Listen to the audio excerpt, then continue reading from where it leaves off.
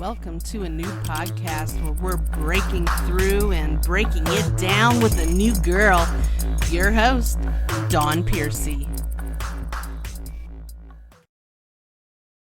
Welcome to a new podcast. My name is Dawn Piercy and I am your host. Tonight I want to bring you somebody from Newcastle, England. He's a producer, beat maker, artist. He has a PhD in sociology and cultural studies from Loughborough University in England. Configa, how are you? I'm good, thank you. How are you? I'm good. Thanks for being a new guest on a new podcast. It's great to have you on. You're welcome. Yeah. So tell us you own Configuration Records. You're signed to Slam Jams, Chuck D. And you have artists of your own on your own label.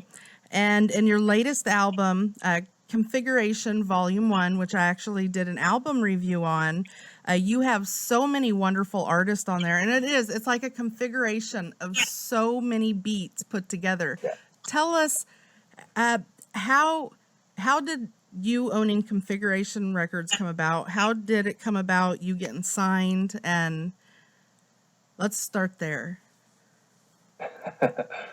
Well, I started Configuration Records 7 years ago, so didn't just come about. It's we've revamped it this year, so it's got more sort of like momentum this year. Mm-hmm.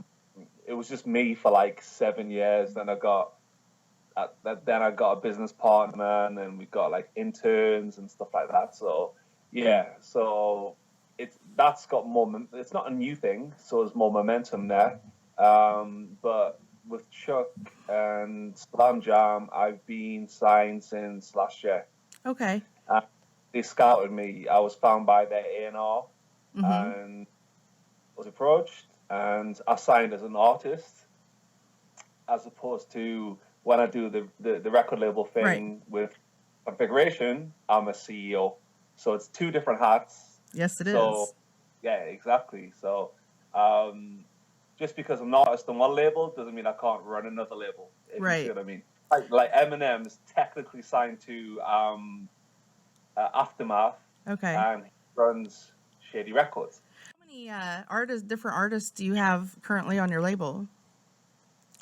We're in the process of signing more. Mm-hmm. We've got I don't really want to it's a sort of like transitional period. Okay. So I don't want to sort of call out names and things go wrong. Sign. Yeah, so we've got sort of like two or three. It's three actually, and there's room for a few more. So okay. I don't want to go into specifics just yet. We're going to roll it all out in the new year and all that jive. So yeah. Well, I really enjoy watching your videos. Can you tell us about Configuration Volume 1?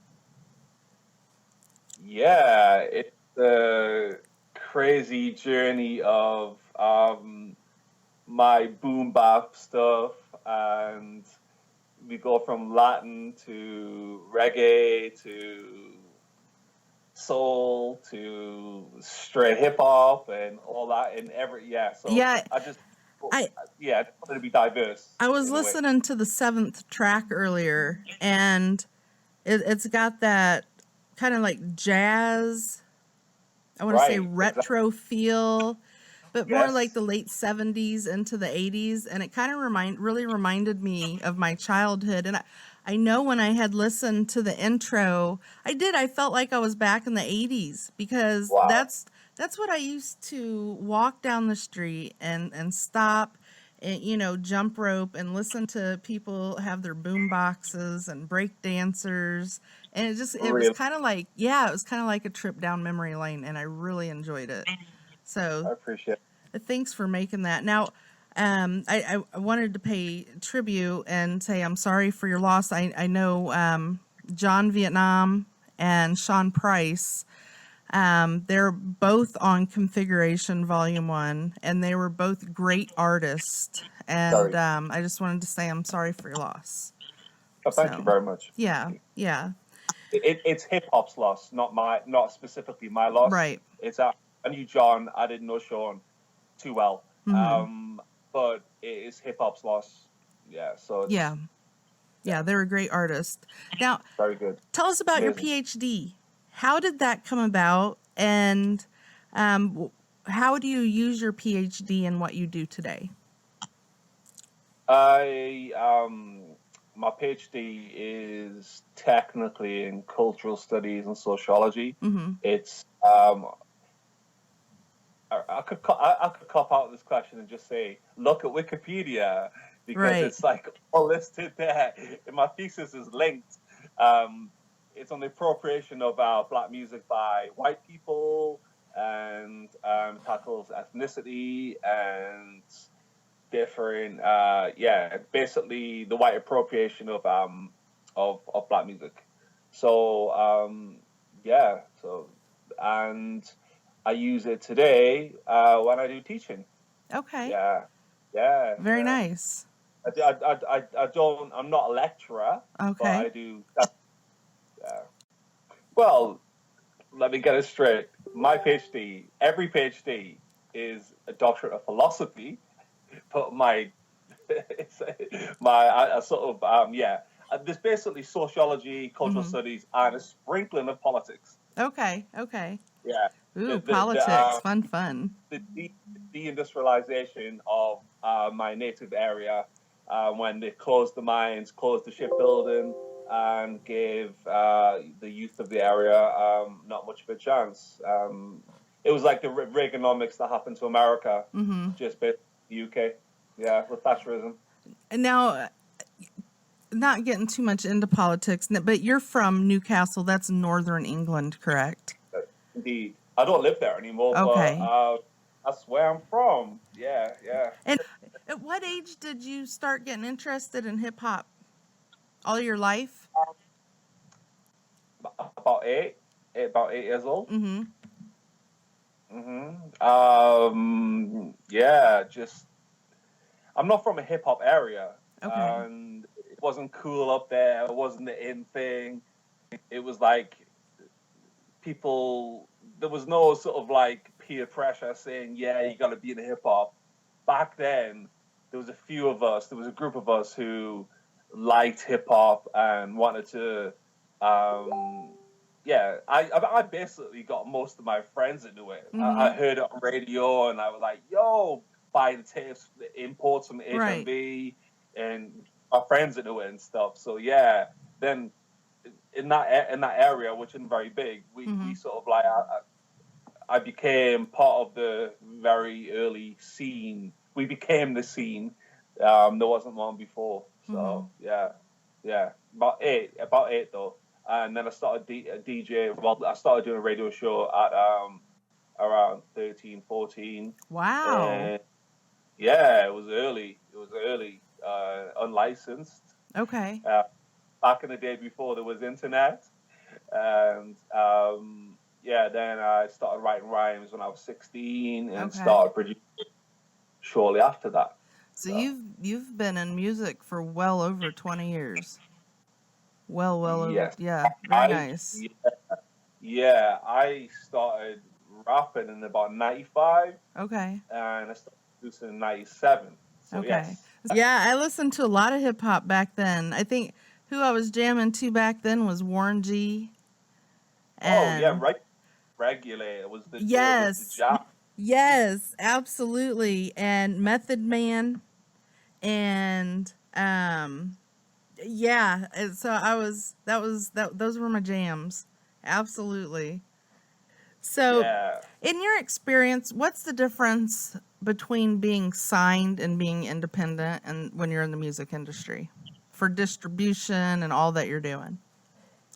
Being signed, the record label takes care of distribution, and in my case, there's obviously a